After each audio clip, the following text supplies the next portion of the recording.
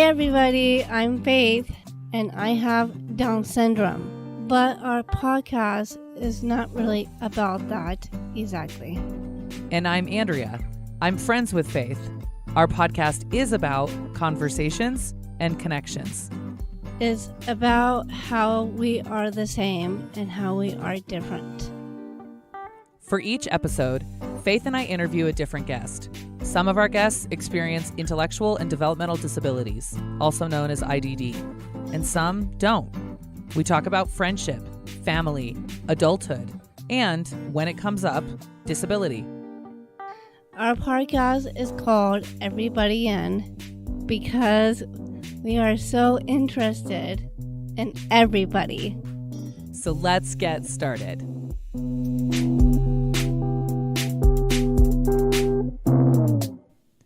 Hey everyone, I'm Andrea Moore, one of your hosts for Everybody In, a podcast conceived and produced by the Wayfaring Band. And I have heard it told that faith is not about everything turning out okay. Faith is about being okay, no matter how things turn out. Well, faith's about a lot of things. What else are you about? Everything. Everything. All right, tell us about who are you? I'm Faith Bedrine, and I am Andrea's co-host, and thank you everybody for listening. Yes, thank you for tuning in. We're super excited. We've got a great show today with a great guest. Who are we chatting with today, Faith? Jordan Knecht. Ooh, artist, musician, visionary, Jordan Knecht is in the studio. Tell us a little bit about the format that you've got planned, Faith. Well, he and I are going back and forth between questions. So I'm going to ask him questions, and he's going to ask me some surprise questions. I mean, at this point, you're really just getting the hang of this whole living without any knowledge of what's coming. You're just totally okay being surprised. Yes, I am. You're brave. We all admire you. So Jordan has cooked up God knows what. Faith is prepared for it, probably because she is full of faith. Faith is full of faith. You're going to ask him some questions. He'll ask you some, and we'll all get to know each other a little bit better. Right. Well, let's do this. All right. So, Jordan, tell me about yourself. Well, that's a really broad question. Good. I do a lot of different things. I have a lot of interests. I play music. I make visual art. I do performances. I run a publishing company. And those are a lot of things that I like to do in my free time and that I have a lot of fun with. And then aside from that, I love cooking. Nice. You and I like cooking too. So. High five for cooking. Yes. I have a follow-up question to that. So, and just to get a little bit more info even about Jordan, tell us where do you live and just some other stuff about how people may have heard about you or interacted with your work. Sure, yeah. Well, I live currently in Denver, Colorado for 2.5 weeks. And then We're barely catching him, Faith. Yeah, I'm about to move to Chicago to be with my partner, Kate. And the way that people may have interacted with my work is that my publishing company, Adult Punk, is distributed nationally at different bookstores. And so you might have seen our books at Kilgore Books in Denver or at Mutiny Books at different art museums. I've done work with the Denver Art Museum and the Contemporary Art Museum in Denver, with Boulder Contemporary Art Museum. I most recently did a performance piece with Black Cube Nomadic Museum in Denver, but they are nomadic, so they have a lot of spaces. Wow. Just when you find them, they've gone. Yeah. Lastly, I work with Redline pretty extensively, and I've taught through them, and I've done presentations and workshops, and they're really good friends. And that's pretty cool, Faith, because some of the other artists in residence from some of our Wayfaring Band tours have been former artists in residence at Redline as well. So we have, I think, a few friends in common with Jordan, which is kind of cool. And then also the Wayfaring Band is friends with the owner of Kilgore, John Kubler. Oh, I love John. Yeah, so that's really neat. I didn't realize that that you had worked there too. So some cool points of connection. What a bummer that he's moving to Chicago. I'm really glad you mentioned that because I didn't know you were moving. I have family in Chicago as well. Oh, cool. My dad was born in the south of Chicago.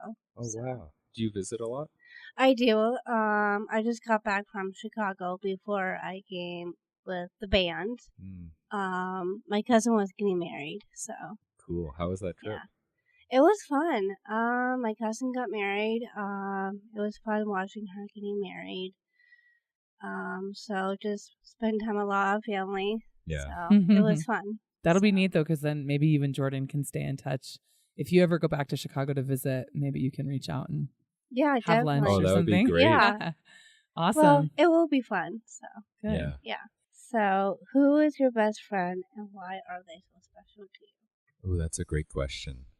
Who is my best friend and why are they so special to me? I think I have a lot of different best friends. And so I'll be brief, but I'll name 4 people because there's a lot of people who... I understand. Yeah, it's sometimes hard. Yeah. Kate, who I mentioned before, is one of my best friends. And I'm about to move in with her, which I'm really excited about because then I get to wake up and hang out with my best friend every day. And we get along really well. One thing that all my friends have in common is that I feel like they understand me. Or even if they don't, they accept me for who I am. And so that's really important. And my parents are 2 of my best friends. I'm really grateful that my parents are both my guardians, but also people who I just really enjoy hanging out with. So we've got Kate, my mom, my dad, and then my friend Jim, who, if Kate is my girlfriend, Jim is my wife. And Jim and I have been together for 13 years as best friends. We play music together. There's times where we live in the same house. There's times where we live in completely different states. But no matter what, even if we don't talk for a year, we get together and it's like no time has passed. And he and I are very different. And there's a lot of reasons that we shouldn't get along, but we've learned that we can accept our differences and work around them. And because of that, I think we'll be friends forever. Nice. I like that. And Faith, do you understand when Jordan was making the joke about his best friend being his wife? Does that make sense to you? I got that. Yeah. That's kind of funny, just about spending so much time together and having that kind of like a long-term relationship for life, that's really intimate and close. Yeah, that's cool. Neat. Yeah. So, do you have any other questions for Jordan about his best friends? Not on the top of my head. I was kind of thinking that it was surprising that he said his mom and dad. Oh, yes. Did you remember that? Yes, I do remember. Did that surprise you too? That really surprised me. Because I kind of feel the same way with my parents too. So, like, my dad is also my best friend too. Because when he picks me up, because I volunteer, and he's a director of the homeless shelter. But sometimes when we talk, he understands how I feel. Yeah. And he's always been very helpful. So I'm really glad you mentioned about your parents. I think that's kind of sweet. Yeah. So. How do you think, Jordan, you made the leap from that sort of child-parent dynamic to being able to consider your parents best friends? Because that's a cool thing that wouldn't happen if we were kids, right, Faith? It's like thinking about when you're a child, we need our parents to keep us safe. And it wouldn't feel, I think it wouldn't be right for a parent to be a best friend when we're little kids and we need a parent. But when we're adults, things do shift. And how did you and your parents make that shift? I think it was from how they raised me, where they always were protecting me, but they didn't try to in any way limit me. They were always trying to support my interests while also supporting me being a good person. So they would try to help me understand how I affected other people through my actions. But it was in a way where my parents weren't speaking down to me. They were speaking to me with respect. And I knew that they knew more than me, but they also gave me a sense of autonomy and a sense of being able to make my own decisions, knowing that they helped guide the decisions, but they never treated me like I was less than them. So I think it helped as I grew up to then feel like they were my peers and my friends. But also in the way that your friends can tell you, hey, don't do that, that's stupid, or something like that. That's a good friend, right? Who will give you that feedback. Yes, yes. And cool. I'm really glad you mentioned how you said you have a list of best friends. Yeah. I gonna have a list too.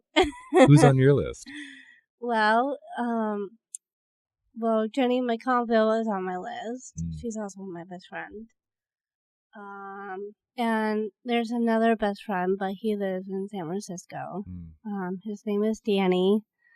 We've been best friends ever since elementary school and high school.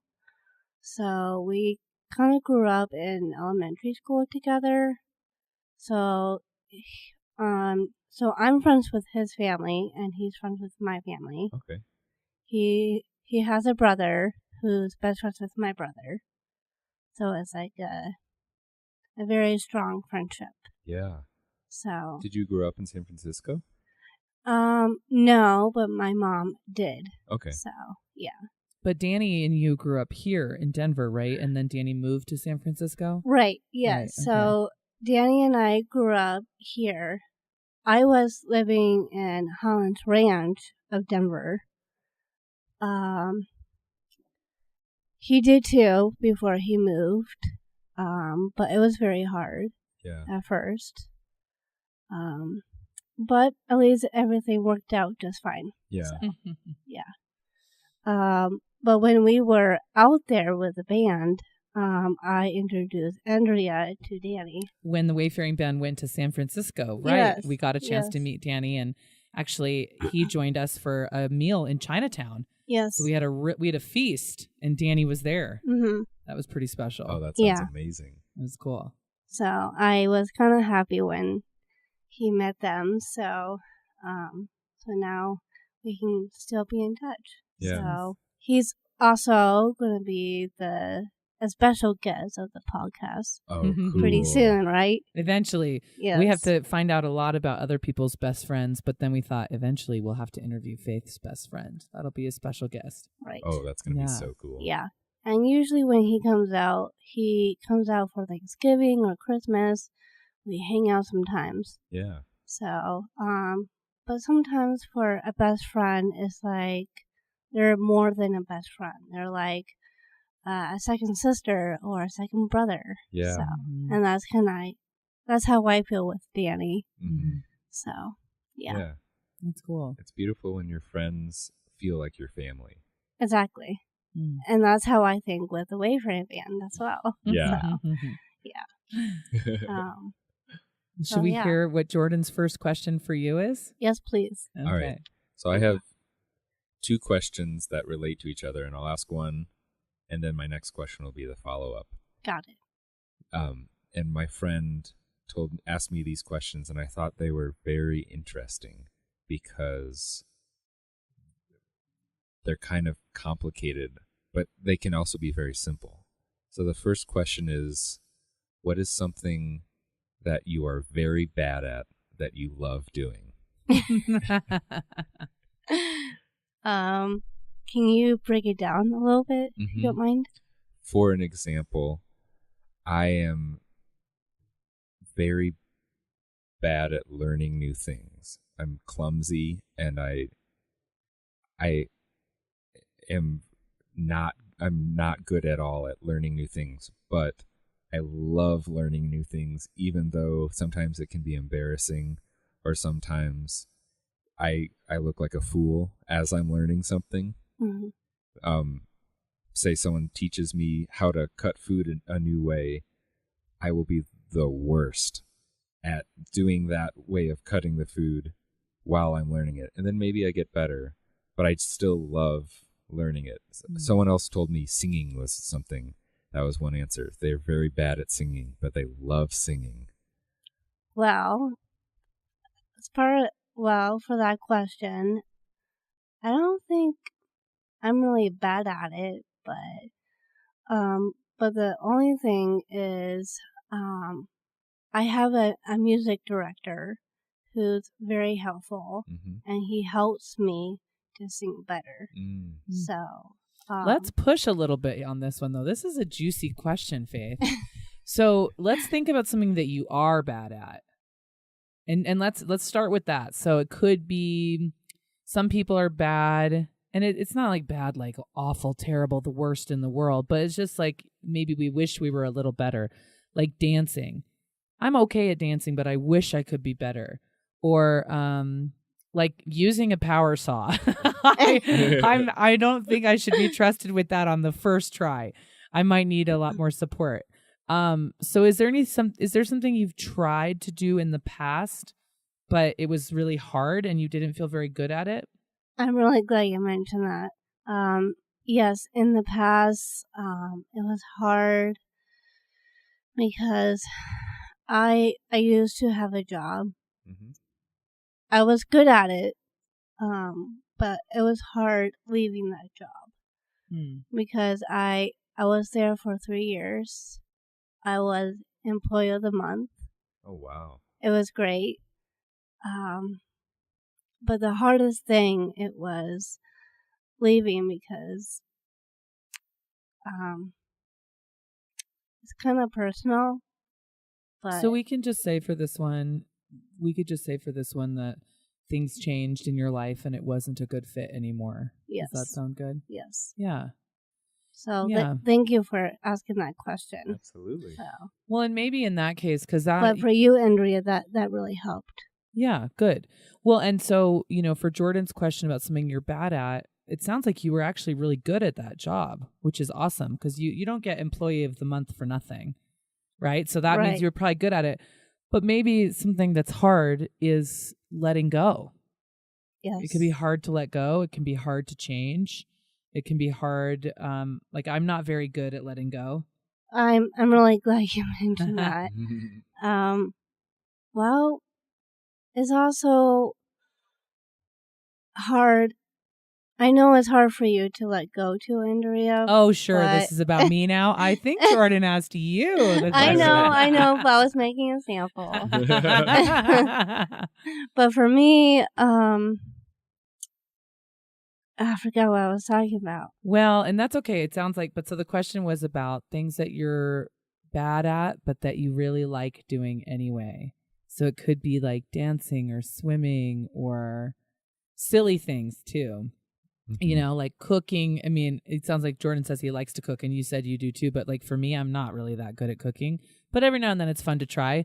But I'm the kind of person who would put 5 different kinds of cereal in one bowl and just eat a mixture. Yeah. Yeah. Is there anything you can think of like that that's maybe a little sillier? I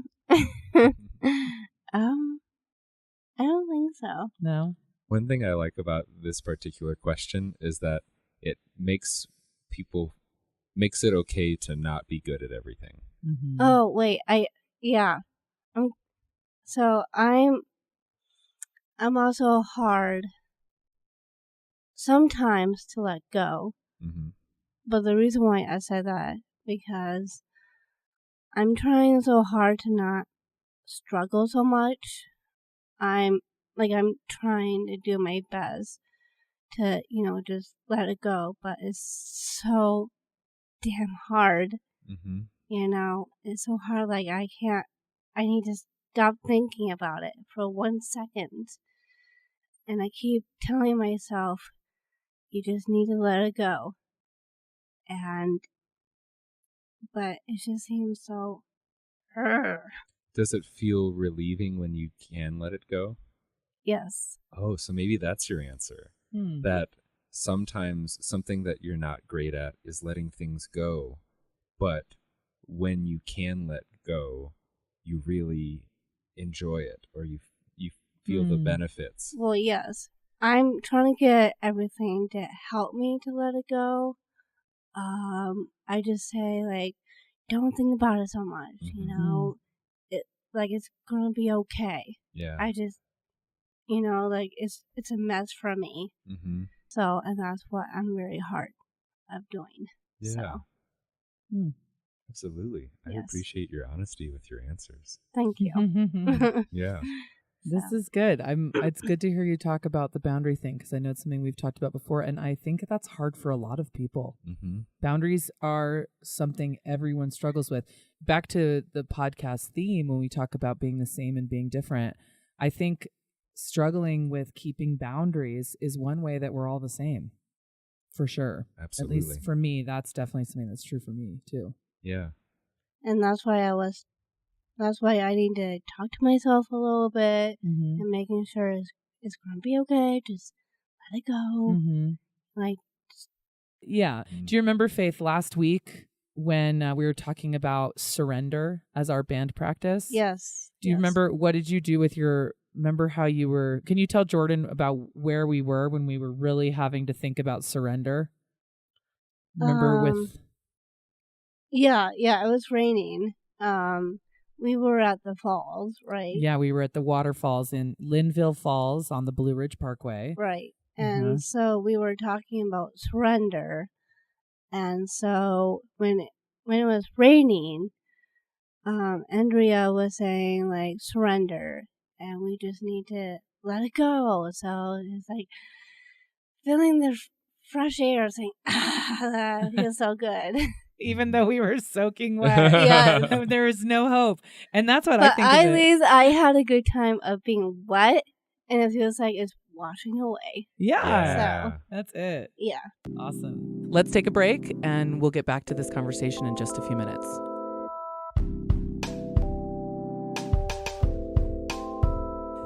The Wayfaring Band is not a rock and roll band, are we, Faith? Mm-mm. So what type of band are we?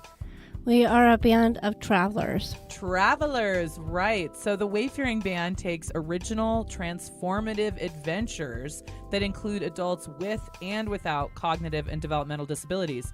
But anybody can come on a trip with us, right, Faith? Yes. Like who? Everybody. Like everybody. Yes. Well, as long as they're a grown-up. Yes. They have to be a grown-up because we work with adults. Well, an adult everybody. An adult everybody. So if you're an adult everybody, you're welcome to join the Wayfaring Band on tour. If you're a caregiver, a student, a teacher, a professional, an activist, an interested adult everybody community member, all of you are welcome to join the Wayfaring Band on tour and experience our culture of inclusion firsthand.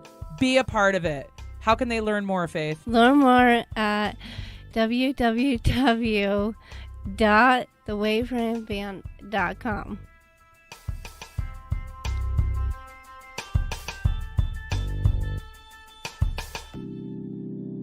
Welcome back. Well, are you ready to ask Jordan your second question? Yes, I am. So, let's see here. Do you ever feel like you're left out? Yes. I feel like I'm left out a lot. And I have felt that way ever since I was very young. Because growing up, I knew that there was something about me that was different from everyone that I was around. And I didn't know why, and I still don't entirely know why. What I've learned is that the way that I process the world is very different from everyone around me. And so even to the point where I would say different words than everyone else around me, and people would make fun of me for saying the word strange instead, while everyone else said the word weird. And I couldn't see any distinction between them. That's a very simple example, but I remember being a young kid and feeling left out from everyone. But also I had a lot of different interests growing up, and I've always had very different interests. No matter where I am a part of, I never quite fit in. And that's something that I've learned to be proud of, because it makes me who I am, and I love who I am. But when I play music, my music often doesn't quite fit in. And when I make art, it's often hard for me to find people who make similar art or art for similar reasons. And so I might feel left out. But it's something that has also helped me enjoy my own company, because I spend the most amount of time with me. And so if I start have, like we were talking about before, being able to talk with yourself and have conversations with yourself. I've learned that I really enjoy my own company. And so that has helped me feel less left out, because I always at least have, actually, maybe that answers your first question again. I think one of my best friends is myself as well. Mm. And so I'm always with my best friend, no matter what. Right. Good. Yeah. That's really good, huh? Yeah. That's very That's cool. nice. Did you relate to any of the stuff that Jordan was saying about feeling different or feeling left out sometimes? Yeah. So for being a little kid, you felt like, can you mention a little bit if you don't mind? Yeah, of being a little kid and feeling left out. Yeah. Of what I said before, or elaborate more? Okay. Do you want him to repeat what Yeah. he said before? Yes, please. Okay. Yeah. I'm trying to figure out what this means. Yeah. So when I was little, I didn't fit in because I had different interests, and I ate different food than everyone I grew up with.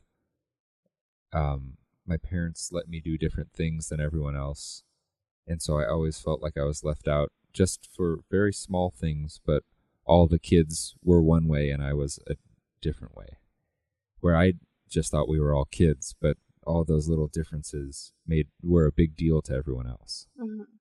So sometimes it sounds like what Jordan's saying, Faith, is he would use a word and all the other kids would use a different word, or he would eat a food and all the other kids would eat a different food, or he would play a game and all the other kids would play a different game. Mm-hmm. And so he felt like he wasn't. Is that what you're saying is weird or something? Well, I think, I would use the word strange. Strange. And everyone else said, "Oh, but that's weird." And I said, "But it means the same thing. So why does it matter?" But they all said weird, and I said strange, and it was a big deal to them. I get it. So they thought he was weird for saying strange. Yeah. You know, but they mean the same thing. Well, yeah, that's what I'm trying to say. So do you relate, Faith, to when you think about being little and making different choices than other kids? Does that feel similar to anything that you went through? Well, when I was a kid,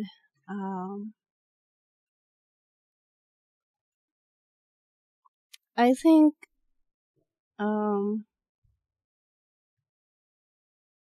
it wasn't like that, you know.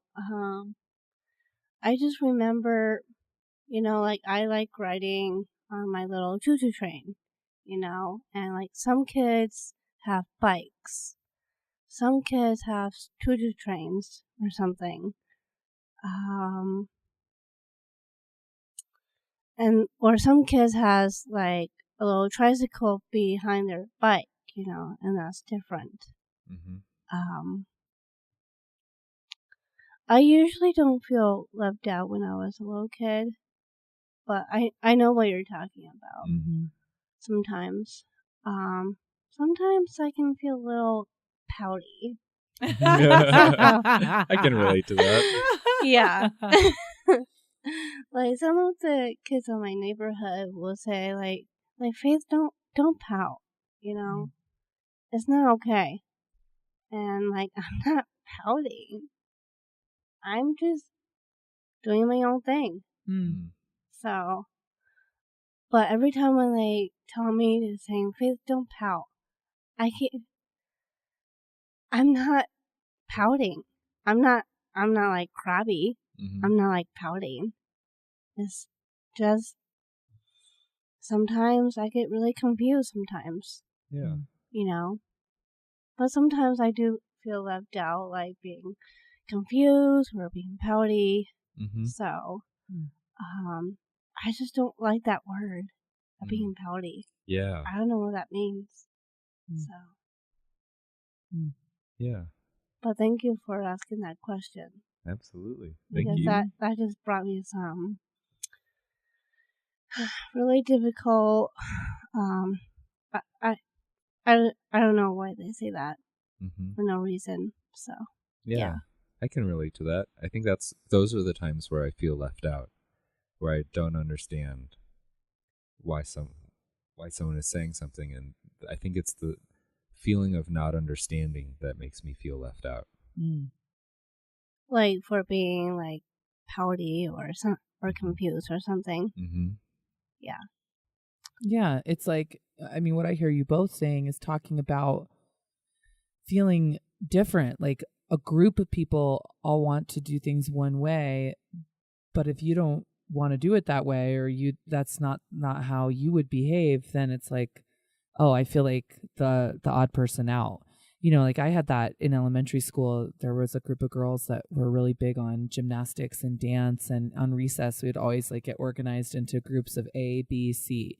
And the A group were all the girls who could really do backflips and round offs and all that stuff. And then then the girls organized the next ones into B group, and then there was C group, which was everyone else.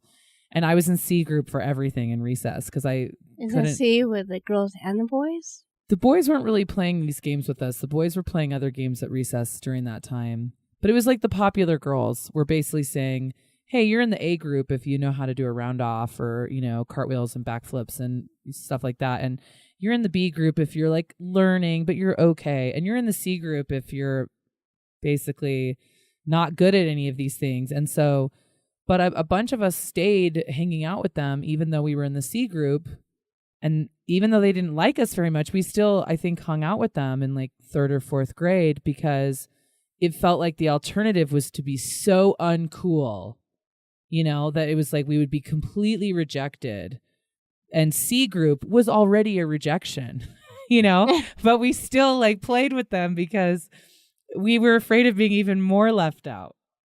And I think, you know, that's one of the things I like about being adult. It you know, it happens to adults too in different ways. But one of the things that I like about being an adult is that I don't feel as trapped by what other people think about me, you know, and I feel like for me, it's okay to be different now. Yeah. And I have more confidence being different now than I did when I was a little kid, you know? Yeah. I'm really glad you mentioned that because when I was a little, well, I think it's like ever since high school, you know, like there's, you know, how the motto of everybody in. Mm-hmm. Well, that's how I felt in high school because we were like in the hallways, everybody in, and it's so crowded. Like people behind me is like pushing me to go through. So it felt like I need to push back to keep, you know, going to class and making sure I don't be late. So, but I remember being a part of this special ed when I had my class with my friends with disability. Made me feel kind of different because sometimes I feel kind of mad at God for creating me this way. I just feel so different of having this disability. Like I like what I am now, but I just have no words of that. Yeah. So, again, there's no words I can say. So, I can relate to that. Yeah. There's been plenty of times where I wish that I was made a different way, and where I wish that, especially when I was younger, that I was more like everyone else. But what I've learned is that no one is like anyone else. And I think that's helped me feel more comfortable. What do you think has helped you feel more comfortable?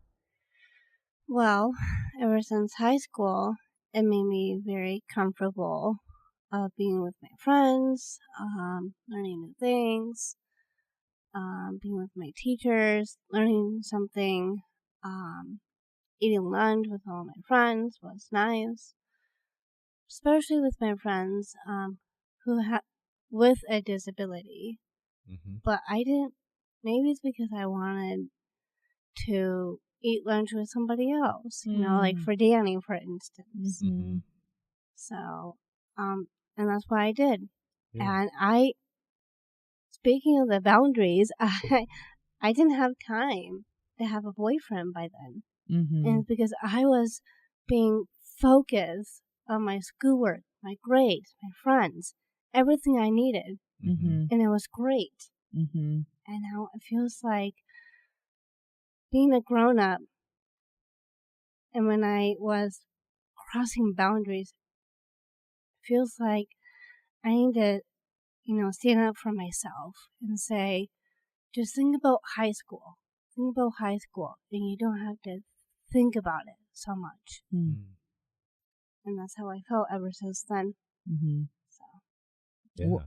One thing I heard you say there, Faith, that I could relate to was looking for friends and just people who you felt connected to Yes. to make it easier. And friends like that does make it easier. It does. And better. Yeah. Being a part of something. Yes. I think. In high school, I think maybe your high school is the same way. Or all of our high schools were probably the same way, because it's like a joke in the movies that all high schools are like this, but that they're so separated by, the preps and the stoners and the skaters and the artists and the academic kids, and I don't think that's changed very much from what I've heard in terms of like what it's like to go to school now. But I know for me, like eating lunch, that's a really good example of a time when I think some of us feel really close to the people we're close to and really separate from the people we're different from.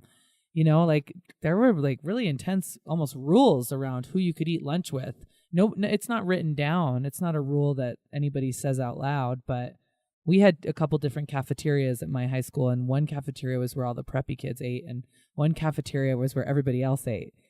But even in that one, it was still like different tables. Like the artists hung out here and the skaters hung out here, and and it's just. But that is, it always was easier to find like a tribe of people that were more like me. I think that I hear that similarity with what you're saying to what Jordan was saying too. And also being between strange or weird. I don't think people will say, well, you're strange, you're weird of riding a tutu train or something. Mm-hmm. Like I don't care of being strange. I don't care of being weird. Yeah. That's just who I am. Mm-hmm. So maybe it's because I want to ride on my tutu train. Yeah. So Absolutely. Is that how you felt? Yeah. I've been working with middle school students, and one came up to me, and I showed her a photo. I just cut off my hair. I had very long hair, about her length, and I showed her a photo of me holding my ponytail. And she said, "Jordan, you are really weird." And I looked at her and I said, "Yeah, but we already all knew that." And she just laughed at me. That's kind of funny because I just cut all my hair off, didn't I, Faith? And what did I do? I took my hair and I had it braided, and then I turned it into art. Ooh. And I made a heart with the braid. I didn't know that. Yeah, I'll show you the picture. Oh, yeah. That's it. Some people donate their hair to Locks of Love. That's a beautiful thing to do. Artists already have a plan for their hair. Yeah. has some other plan. I may or may not have just packed a shopping bag with my ponytail into a box to move to Chicago. Do not let Kate open that box.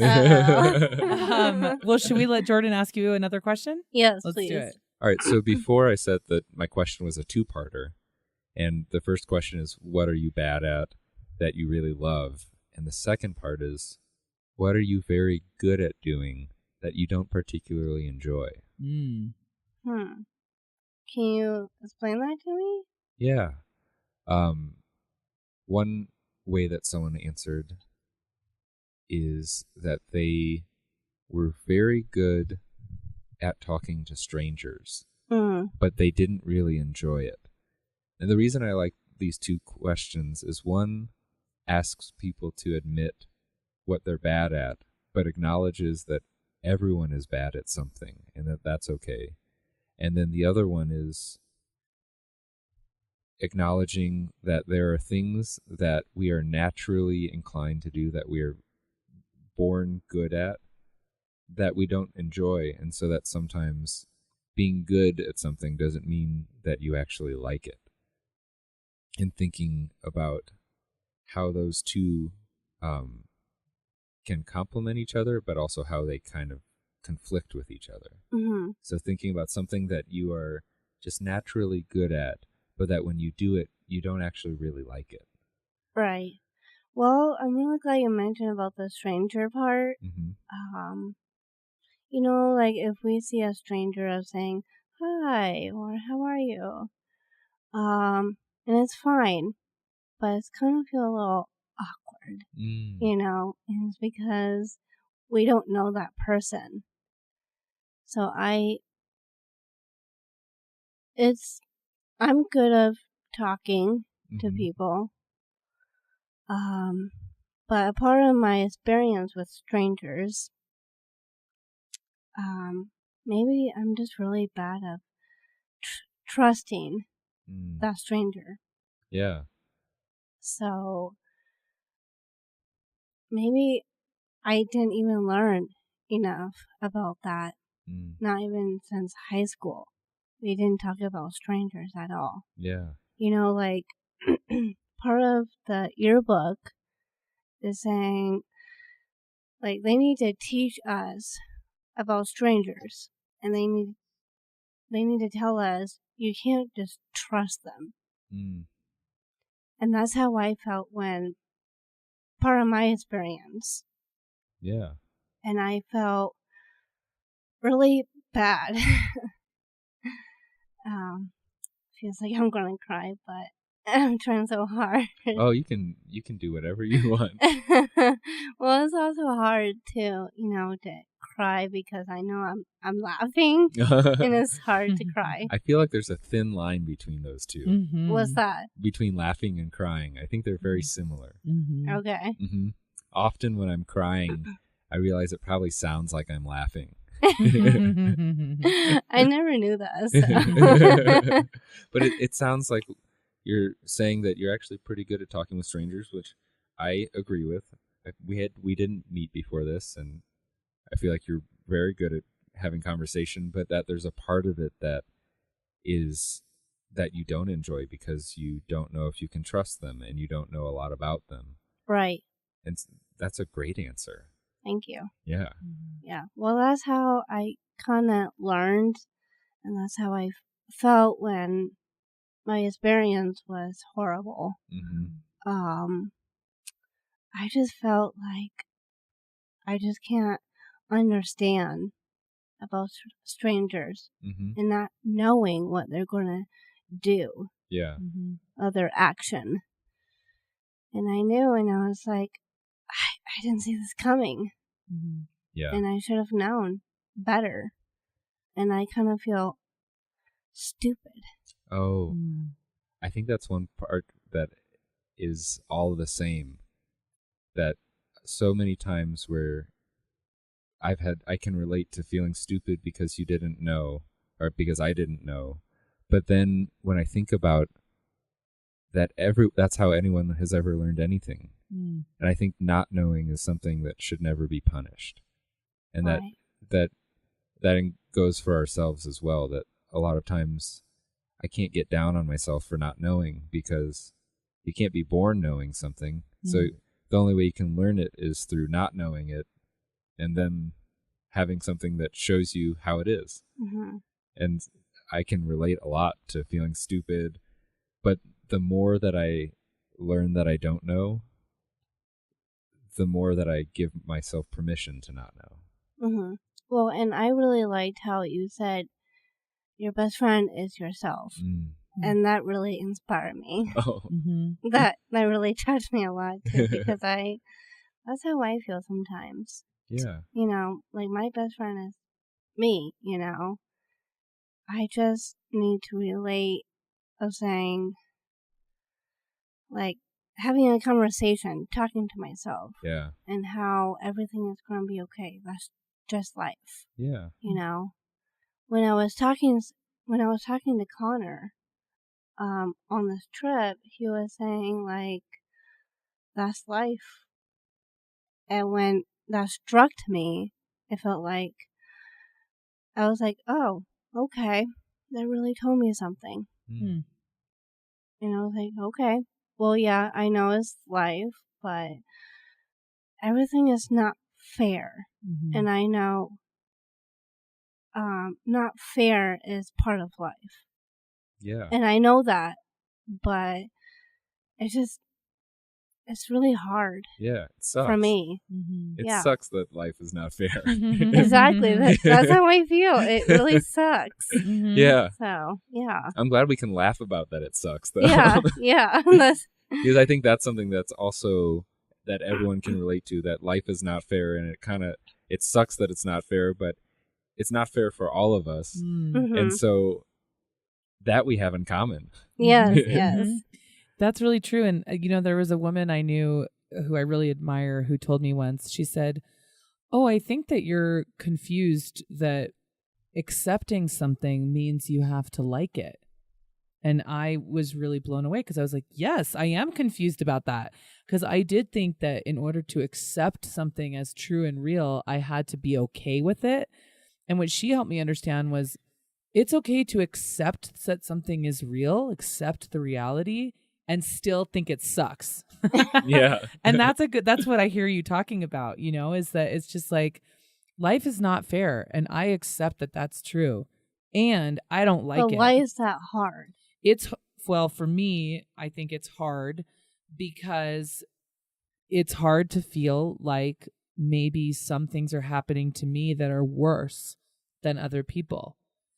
But then when I talk to other people, sometimes I hear that they feel that way too.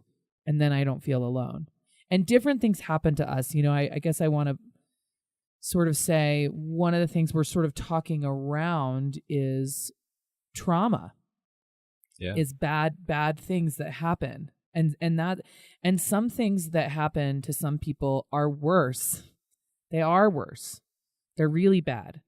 And what I like, Faith, I think you're really I've known you a long time, and so I've really seen a lot of growth for you in this area. But what I like about how you're sharing part of your story today is I think you're using some good examples about what it feels like to have gone through something and still understanding, you talking about boundaries, still understanding like how to keep some things personal, but not a secret. Because like for me, not everything has to be a secret. Secrets can, I think, keeping secrets. It's like secrets, like you're lying. Sometimes, and sometimes it's just painful because I think, at least for me, if I keep secrets, I feel alone. And so I don't, for myself, want to keep secrets, but I do think it's okay to have some things be private. Private and secret aren't the same thing. So I think what I like is I think you're doing a really nice job right now of having it be okay to be a little private, but not having to keep a secret. And that's what's allowing you, I'm witnessing you connect with Jordan right now about this. And I'm seeing how much you have in common about agreeing that life's not always fair and that it sucks. Yeah. And that we can even laugh. Yeah. Even though some really painful things have happened, that are really, that more than suck, that are really bad and painful. Right. But thanks for sharing about your perspective on that, Faith. I really do appreciate hearing it. And I think we all appreciate kind of that balance that you're trying to strike. I'm thinking about some other territory we could get into. I think we could explore a little bit more about you and Jordan. Mm-hmm. Do you want to ask Jordan one more question? Yes. Okay. You have something in mind? I do. All right. Well, then let's go ahead and let's move on. And thanks again for sharing that from before. But if you're ready, let's go ahead and ask Jordan your next question. Okay. So everybody needs some help sometimes, right? Yeah. So, what do you need help with? A lot of times I find myself feeling too serious about something. Mm. And then I need help being silly. Mm-hmm. And that's something, that. yeah. That's a high five Yeah. worthy Yes. statement. Yeah. I think Kate helps me a lot because right now when I'm moving, I feel stressed. and I feel too serious. And when I worry about something, I feel too serious. But then if Kate can make me laugh, I need help laughing. And remembering that even when things feel very heavy and things feel very serious, that they can also be fun, or that I can have fun in between, and that I can feel both ways. Mm-hmm. So that's something that I need help, is getting out of my own way. Right. Yeah. Yeah. I kind of know how you feel, because sometimes, like, we just need to laugh a little sometimes. And I totally relate what you just said. And it's always good to be reminded. Yeah. So, it's always good to laugh a little, but sometimes I feel a little serious. You know, like, sometimes it feels, people is like laughing at me. Like, they'll laugh at me like, oh, I'm so cute for doing this or doing that. Or, they're just laughing what I said. And I'm always really serious. So thank you for saying that, because I totally relate that. So I know exactly how you feel. Yeah, that's funny. This is a room full of serious people who all kind of need help laughing. And it's funny because I'm like, here we are laughing and having a good time. But Faith and I have on this podcast, even Faith, we've talked about that before, about being women who are serious and who are more likely to get angry, you know, or something, but need help just taking it easy and like cracking up a little bit sometimes. Yeah, and I think it can be hard. Yeah. But also, like what you just said about Kate, you know, like, I think she's a good person for you to understand or be silly sometimes. Yeah. So I do that a lot too. Sometimes. Yeah. It's good to have people who can lighten the mood. Yeah, right. Faith, do you have someone like that in your life who helps lighten your mood? Yes. A lot of people sometimes. But also right now, because we're laughing. Yeah. So, and it feels good. So. Yeah. Nice. And for people here, it makes me feel comfortable. So that's good. So I think that's all the time we have. Jordan, thank you so much for being with us. Yes, thank you. Thank you for having me. This has been a really nice conversation. Yes, it was. Thanks a lot.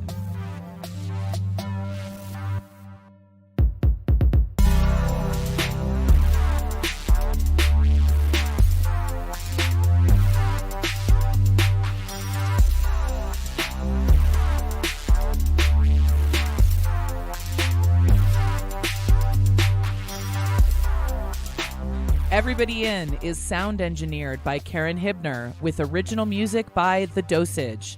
It is produced by the Wayfaring Band, a Denver-based 501c3 nonprofit specializing in life skills and leadership training through travel for adults with and without disabilities. Be sure to rate us on iTunes or wherever you get your podcasts. Ta-ta for now.